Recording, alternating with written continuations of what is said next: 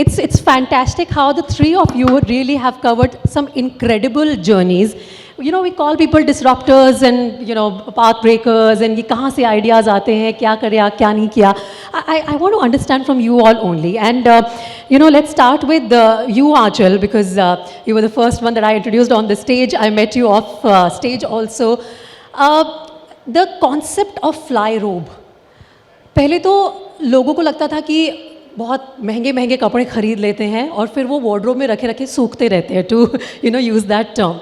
How did it occur to you that, you know, we should in fact start renting luxury apparel? And when we enter that space, what was the thought process behind it? So it was never this serious earlier. So you know how it started? It just started with this little concept.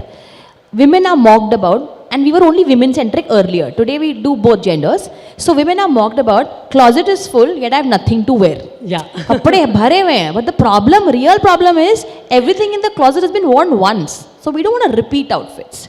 And you know, as we age, when we move out of college, we sort of don't want to borrow from friends. So the idea was, and accessories were equally important. So I used to be one of those people who would love to wear a new dress every time there's a party at home or outside, and then that love for the outfit just goes away. मतलब वो ऐसे crumple होके कचरे के जैसे पड़ा होता है. It's the story with everybody. Yeah. Then we thought that why not like a Domino's pizza, the way it's delivered to you in your house, in 2 hours. Why not we get a dress like that and it just goes away? You don't have to clean it. You don't have to even look at it. So that's how we started. But obviously, slowly, gradually, we realized that the real rentable asset is the ethnic garment. Mehenga hai, rent pe de rahe ho aap, you save a lot of money there. With Western renting, we were very pro initially, but we realized over years, our CAC did not come down. Customer acquisition cost has to come down. So if it wasn't coming down, there was a problem then. So basically, if you look at highly social people who are sort of wearing these kind of clothes every day, were less than. So, you know, we came to the philosophy, buy the basic and rent the iconic. What like you and I are wearing today, we probably will repeat it again. But the wedding attire, those are the ones which are real renting worthy. Yeah. So, you know, from online renting Western garments and accessories, and we did like a huge range then. Like from a normal Zara Mango outfit to a Gucci Prada handbag. So we did like a huge range then. So now it's come down to online and offline, and the wedding kind of attire, whether as a wedding guest or the bride or the groom. Fabulous. Now that you've already mentioned that latest, you know, addition to your wardrobe, let me talk a little bit about the wedding outfits. You know, when we talk about wedding gowns or wedding lehengas and saris, there's a lot of emotion attached to it. Was it easy to get customers from that space that, you know, oh, ye to meri shaadi ka lehenga hai, how can I share it with someone, or this is like, you know, for my daughter, or, you know, I'll pass it on to generations, kuch na kuch ban jayega. Was it easy to convince people in that space? So, you know, I think the way the world views rental clothing now wasn't the same a decade ago. So obviously we took a lot of time, money, branding, influencers, celebrities to change mindsets. Also the kind of clothing has changed over years. Like, you know, if you remember 10, 15 years ago, your bridal lehenga or your sherwani would be worn at least 3-4 times. Your shadi, your sister's shadi, your first Karwa Chauth, your first Diwali. But now you look like a clown if you wear your own wedding lehenga to somebody else's wedding. Course, so you don't do that. And trends change. Even if it's the most expensive. It's not like my mom's silk sari which is evergreen. Like the most expensive, say a 2 lakh rupee gown would be just not in trend in 2 years. So all this, and also majorly thinking has changed. The way we consume fashion has sort of changed. The Gen Zs and the millennials, they prefer experience over ownership. And they are willing, you know, it's not about the money anymore. A decade ago, rental customer was somebody who was, you know, they were aspirational clients. They are renting because they can afford to buy. Today, a young person can go spend 30,000 rupees in a bar, drinking beer and feeding his friends. But buying such outfits is not on priority for them. So the mindset has changed. Yeah. They can buy, but they choose not to buy. Yeah, you know, the simple thinking is 1.5 lakh का लहंगा खरीदूं इससे अच्छा कोई trip ना plan कर लूं. Exactly. Yeah, So- there's a lot of change now. You're right. And plus, it's the generation also. For example, if a mom and daughter walks inside our store, so the mom is thinking, I might as well give her gold or Yeah. do an FD for her rather than spending 2 lakh rupees on a lehenga. And makes sense also. And Makes the girl is thinking exactly what you said. I might as well go on a vacation. Yeah. All right. So when we are talking about women-centric issues, of course, FlyRo now is catering to the other gender as well. But women-centric solutions ढूंढने के लिए Clovia से अच्छा और क्या example हो सकता है? Neha, it's a privilege to host you here. I want to understand from you. You know, when you talk about lingerie and you're launching a brand in that space, there are several stories about. Perhaps facing resistance from own family members. Was it ever the case? Yeah. How easy or difficult was it for you to first convince family and friends of your idea and then launch it on such a big scale and being super hit? You know, when you speak of family, and it's funny that you spoke about mothers walking in your store and saying, no, let's invest in gold rather than a lehenga. Because in my story also, I think mothers played a big role. So I grew up in a small town, Haridwar, and this is back in 90s. So up till the point, and then I moved to Delhi for college, and then stayed in Delhi for grad, post-grad. And then now, of course, it is embarrassing to admit on this stage and speak about it, but up till the point I got married, my mother did all my lingerie shopping. She went to the store and she figured out, I never went to the store. I don't know how she and that salesperson on the other side figured out what my size is, what my fit is, but it was bought by her, worn by me, always confused, you know, very, very uncomfortable in my skin, thinking, always like I grew up, my puberty was like this only. Am I too broad? Am I too tall? Maybe I'm fat, even though we were skinny like how at that time, but very uncomfortable, and that's how I grew up. But I had not really understood the problem.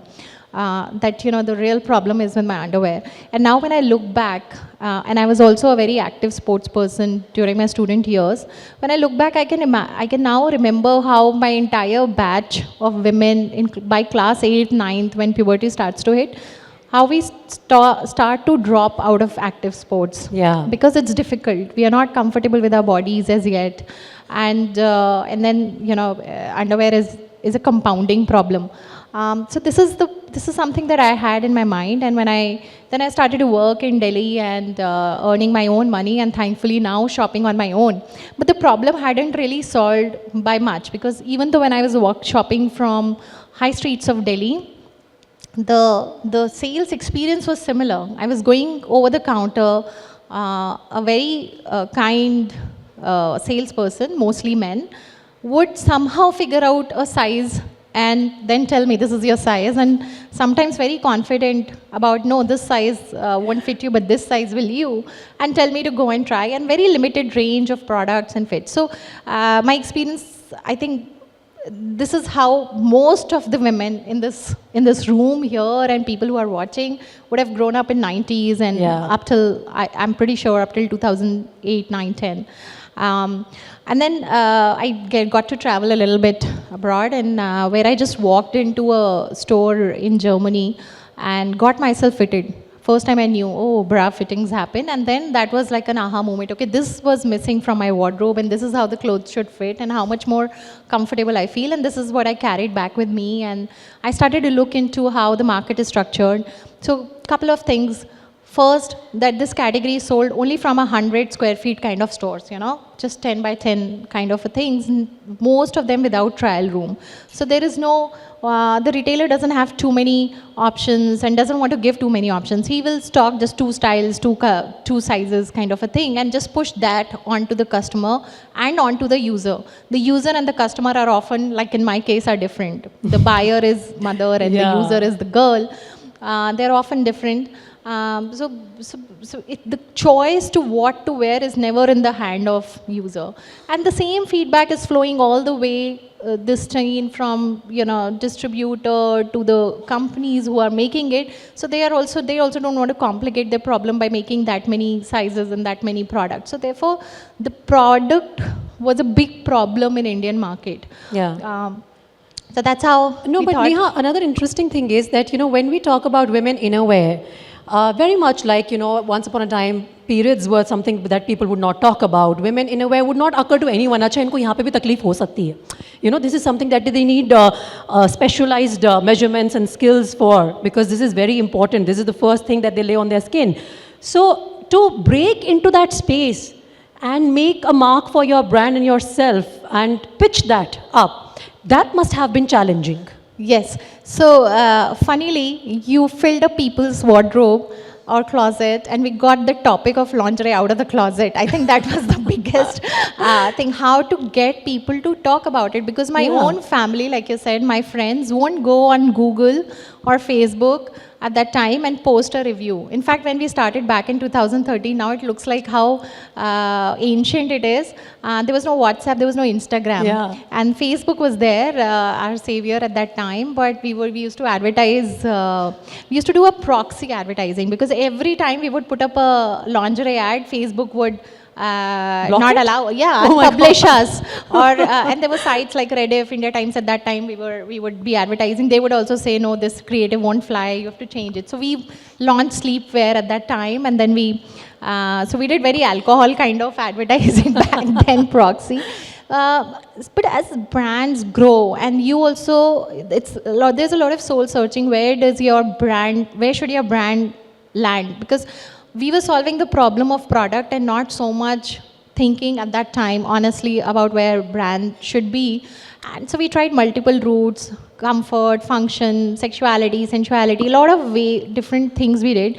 But we realized that women in India were used to spending only 150, 200 rupees on our product. That's where the bulk of the market lies. And to market to women, to get them to open their wallets, you have to connect with them at their aspirational level, and be a part of their imagination, be a part of their dreams.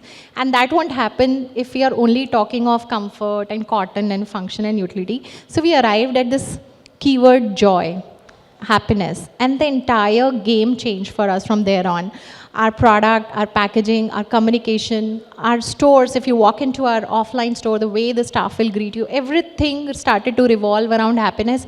Our own corporate culture, we built around happiness. And at this point, the customer also suddenly became very, very comfortable to talk about lingerie with us first, and then within their own peer group, within their families. And then, of course, macros also helped.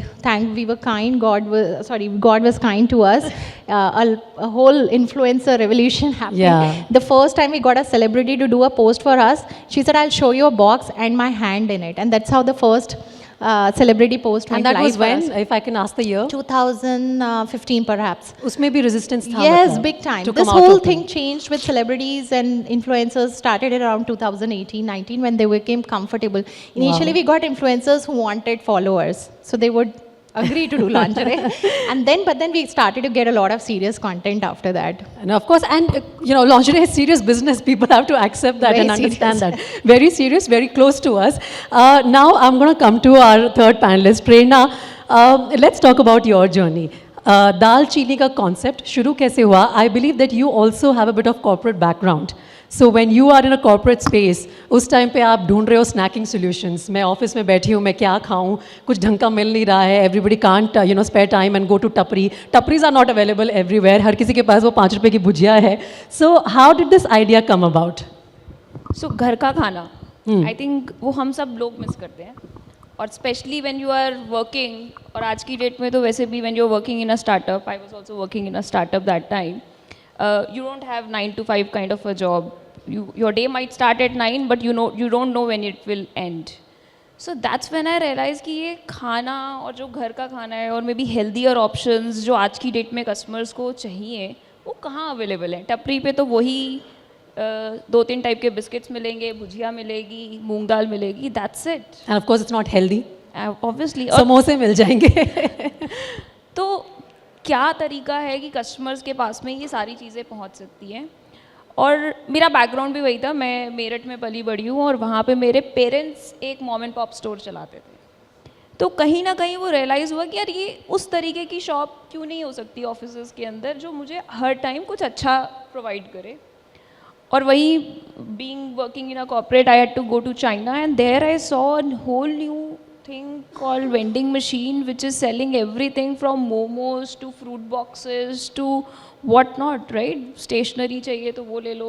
I was staying in a hotel holiday in China, and I saw vending machine selling toothbrushes, slippers, everything. So then I realized that if we can actually have something like this in India, it can actually change the life of people like us who are working. And that's how Dalchini started. Dal se leke chini tak, kuch bhi milega, anything, anytime, anywhere. Wow. And now, can I ask you, Prerna, how big is Dalchini? Where all have you registered your presence? Especially, you were narrating a story about, taking your product, your vending machines to tier 2, tier 3 cities, जहाँ पे लोगों को लगता था कि यहाँ तो कौन ही use करने वाला होगा. So, how have you expanded? So actually, ये story start हुई COVID में. Till COVID, we were only there in corporate offices, like we are there in ABP office, and IT companies, software companies, banks. We were there primarily in these kind of companies, 70-80% into cities like Delhi, Mumbai, Pune, etc. But when COVID happened, then it taught us that, hey, these places are going on work from home, so you don't have space over there, right? Vending machines are still there, the product is working, but there are no takers to it. And that's when we got a inbound request to establish vending machines in a city called Jamnagar, we all know, for a lot of reasons. And we started with our first vending machine in factory, Reliance factory in Jamnagar, and then there was no looking back. Today we are there in cities like Jharsuguda. A lot of you would not have heard of this name also, but that city, Jharsuguda, actually has more than 50 vending machines of Dalchini, and that has plants of JSW, Vedanta. Some of the large industrial plants are there in those cities, and there are people working there, people like us working there, engineers working there, and they also have aspirations that we need something which is more value for money, we need something which is healthier, we don't want to be limited to options like some basic biscuits, namkeen, bhujia, etc. But we want larger assortment. Those customers also have, those users also have access to internet now, and thanks to the entire media, everybody, they are aware of so many brands getting launched, both in F&B space and other spaces as well, right? So hence that customer is looking for choices. And if you look at brands, there are so many D2C brands today in the country. They are also looking forward to entering into that space. But it is very difficult for a D2C brand to establish their distribution in something like a city like this. Today with Dalchini, they get access to 80 plus cities with 3,000 plus smart stores across the country, with some of the very large factories to MSMEs present in those cities. So I think more than 60% of our vending machines today are there in such factories, in such workplaces in tier 2, tier 3 towns. I think that's brilliant to identify that gap and fill it in such a comprehensive way. Kudos to you. So basically सब लोग कहते हैं कि औरतों की दो ही सबसे बड़ी प्रॉब्लम होती हैं, एक तो कपड़े, दूसरा खाना, और ये जो तीन बैठी हैं यहाँ पे इन्होंने उसका सोल्यूशन ढूंढ लिया है. लेकिन आंचल, particularly when we talk about FlyRo, also providing solutions for men now. Fashion is an evolving space, and everyone has requirement. We see our the other gender, men are also equally conscious about their fashion choices and not wanting to repeat their clothes. So now tell me the next level that you are taking FlyRo to in terms of men and catering to their needs, and how have they taken to this space? So, we come across as a very women-centric brand, but that's not the case. Men are very important, and also, I think when it came to conversion rate, men were faster. Reason being, not emotionally attached to their clothing and accepting new things very easily. Like, if I tell a guy... sherwani कोई भी पहने. Like, if I tell a guy 30,000 का मान्यवर है minimum, और आपको वो 5,000 में मिल रहा है, like fine, just no brainer. Right. And then, so we also sort of got both age groups here. Like, obviously the young guy is renting the sherwani or the tuxedo. The young guy also gets to experiment with colors. So rather than just doing the blacks and the navies and the grays, so you're not owning it, right? So you would love to do a floral for a day function, or do a dhoti, or do whatever you want to, because it's just one event. And then you see the daddy dear also coming in. Now, all these weddings are becoming fancy. So the daughter wants to do haldi, everybody has to wear yellow. Abhi papa will not buy a yellow Indo-Western. Na kya karenge baad mein khareed ke usko? So he is also like, okay, fine, let me try. Yeah. And then with stores. So we were not able to catch this segment online, but we are able to catch this segment offline at the store level. Okay. So the father is also renting. And with respect to the business wise, we opened our first FlyRo men only store, which Where is is in it? Delhi. It's in Okay. Kohat Enclave, Delhi. All right. And it's doing pretty fantastically well Awesome. right now. So Yes. all the men can take note of that as well. So we'll open more men, but as well as we'll do the mixed ones as well. Awesome, awesome. So now, Neha, let's talk about Clovia providing solutions to a generation which was so used to their moms and their aunts perhaps purchasing lingerie for them. हमें जो दिया हमने वो पहन लिया, हमें खुद नहीं पता हमें क्या चाहिए. But you provided those solutions. Now, in a space like that, with a generation which is so aware of itself now, which has very big platform, internet access है, social media है, Instagram पे सब कुछ मिलता है, to giving solutions to these evolving needs, how do you keep up?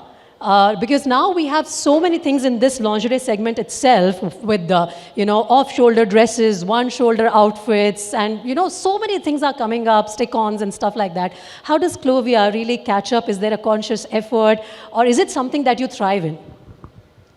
Right in the beginning when we started, we built a very robust feedback gathering engine.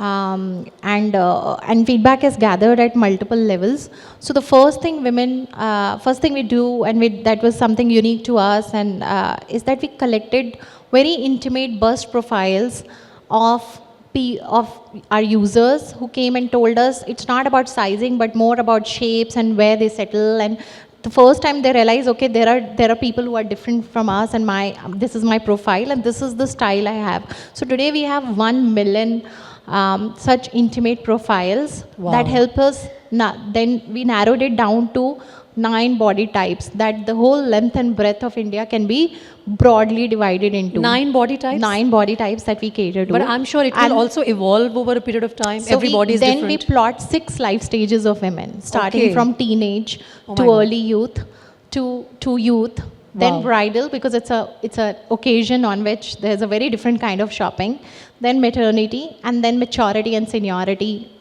happen. Maturity is where we are in 40s, and then seniority is seniors who have very different needs, and then we've created products for them also, when their arms can't go all the way back, so you have front hook. It's a different kind of elastic, very soft, lower on cup volumes, because women tend to lose mass there. And similarly for youth, you do a lot more fashion, you do a lot more support, you do a lot different cup volumes.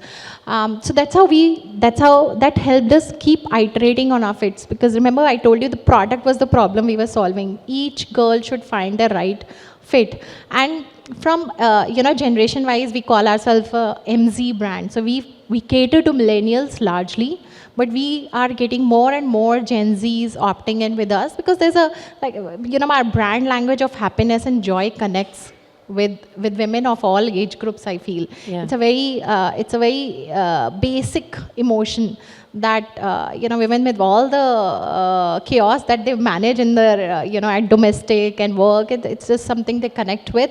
So today Clovia, every second we put out a product, we send a product to a girl every second. So every time I say hello to you, a girl is happy, she's found her right fit. Wow, wow. Acha, another interesting thing that I want to check with you is the naming of the brand. Dalchini, I understood. FlyRo, I understand. How did Clovia come about? It's a tragic comedy, I will tell you. So we started with a different brand name. But you're a lawyer, we got sued by somebody internationally saying, not sued, but they reached out to us saying that it matches us. So anybody who's listening to me, a startup, please spend some money on lawyer and find the right name. Right. So it was a very kind of a moment for us at that moment. We were raising our Series A, term sheet was in, and the notice comes. So that was, but then thankfully we had good set of investors who said, okay, no, you find a new name, you're too young to stick to one brand name. So this time we were careful. We wanted a name which cannot be matching anyone, and we wanted a girl's name, so that over a period of time we could render it a personality, a short name, preferably 2 syllables, but then it wasn't available. And then, of course, you want you want it to be, of course, easy to trademark, but also you want a domain of .com. So that's very practical aspects led us to inventing a word. So it's not a real word or name, but it's an invented word, Clovia. But that's an important lesson that your journey can perhaps lend to others who are getting into the startups landscape. So Prerna, now that you've provided these on-the-go snacking solutions, there are vending machines, and you've reached tier 2, tier 3 cities as well. What's next for Dalini? Are you also going to enter the space where you are looking to provide everyday needs products in the vending machines, and how are you planning to go about it? Yeah, so actually we are already doing it. All right. The objective initially was to provide 6 meals a day combination to the customers, and today with about 2 million plus transactions happening on our platform, we already have reached that mark where we are able to give snacking solution to the customers in nook and corner of the country. And over a period of time, we realized that the same customer is also looking for something extra. अगर आप office में हो तो आपको marker भी चाहिए, आपको stationery चाहिए, पेन्स चाहिए. If you are there in a college, maybe you need cosmetics, women hygiene product, you need personal care products, beauty products, etc. as well at the same convenience, right? So, and quick commerce का ज़माना है, sitting at home, we get everything within few seconds, within few minutes, 20 minutes, 10 minutes. But when you are out of home, you are working, right? You are in a factory, you are in a college. What is the option that you have for getting something so conveniently available to you at your walking distance, right? So that is where now Dalini is. We have already launched some of the beauty and personal care product vending machines across the country, stationary vending machines across IT parks, etc. And that is something that we are now scaling it up. All right. So I'd like to once again, start with you only because we are going to wrap up the session with those final comments from the three ladies with me on the stage.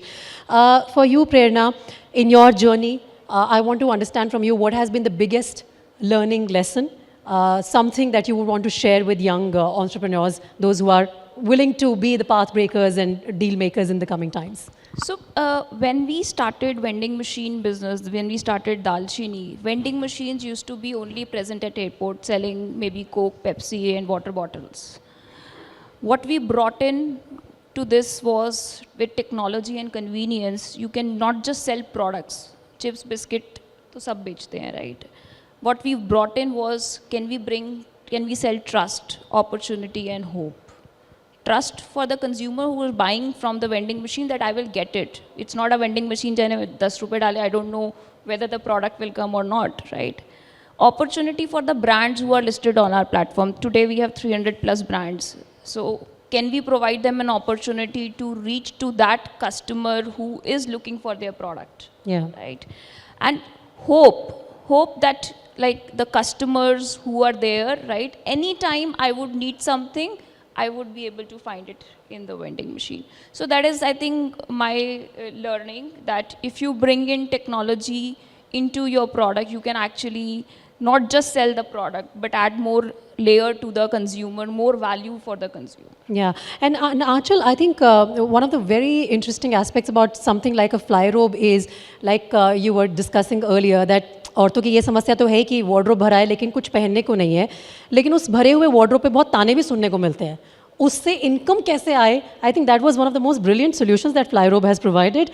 Are you very proud of cracking that? Yeah, absolutely. So the marketplace model did wonders for us. So initially, earlier, we always had a marketplace model, but more so designers were part of it. Like where the designers were renting their products via FlyRo.